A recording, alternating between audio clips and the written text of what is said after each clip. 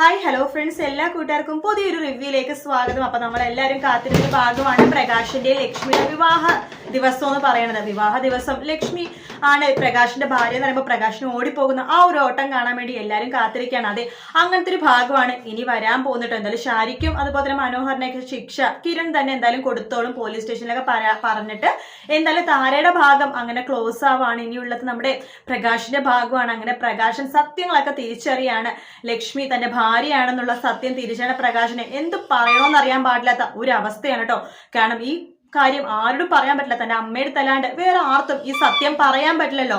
അതുകൊണ്ട് തന്നെ പ്രകാശം പറയുന്നുണ്ട് നമുക്ക് എത്രയും പെട്ടെന്ന് ഇവിടുന്ന് പോകണം എന്ന് പറയാണ്. അപ്പൊ നമ്മുടെ അമ്മൂമ്മയും അതുപോലെ തന്നെ വിക്രവും ചോദിക്കുന്നുണ്ട് എന്താ ചോദിക്കുമ്പോൾ അതൊന്നും പറയണ്ട, നമുക്ക് എത്രയും പെട്ടെന്ന് ഇവിടെ നിന്ന് പോകണം, അത്ര തന്നെയാന്ന് പറഞ്ഞിട്ട് ലക്ഷ്മി വരുന്നതിന് മുമ്പ്, അതായത് ലക്ഷ്മി വീട്ടിലേക്ക് വന്ന് പെരുമാറുന്ന മുമ്പ് തന്നെ, കാർത്തികയും ലക്ഷ്മി വീട്ടിലേക്ക് വന്ന് പെരുമാറുന്ന മുമ്പ് തന്നെ നമ്മുടെ പ്രകാശനും അതുപോലെ തന്നെ അമ്മൂമ്മയും വിക്രവും പെട്ടിയും കിടക്കയും പാണ്ടൊക്കെ ആയിട്ട് പെട്ടെന്ന് തന്നെ ആ വീട് വിട്ട് ഒളിച്ചോടി പോകാൻ ചാൻസ് ഉണ്ട്. പക്ഷെ എത്രയൊക്കെ ഒളിച്ചോടി പോയാലും കാർത്തിക അങ്ങനെ ഇങ്ങനെ പ്രകാശനെ വെറുതെ വിടില്ല.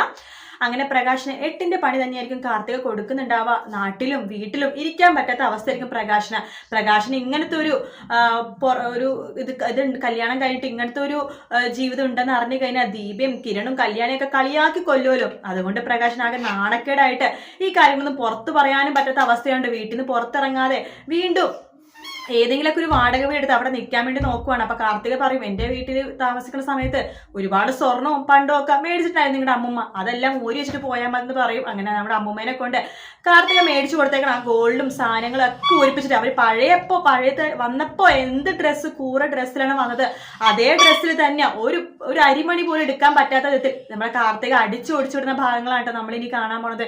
എന്തായാലും ഇനി വരുന്ന ഭാഗങ്ങളൊക്കെ സൂപ്പർ ആയിരിക്കും എന്നുള്ള കാര്യത്തിൽ ഒരു സംശയവും ഇല്ല. വീഡിയോ ഇഷ്ടപ്പെട്ടെങ്കിൽ ലൈക്ക് ചെയ്യാൻ മറക്കരുത്, സബ്സ്ക്രൈബ് ചെയ്യാൻ മറക്കരുത്. മറ്റൊരു വീഡിയോ ആയിട്ട് വീണ്ടും കാണാം. Take care, bye bye.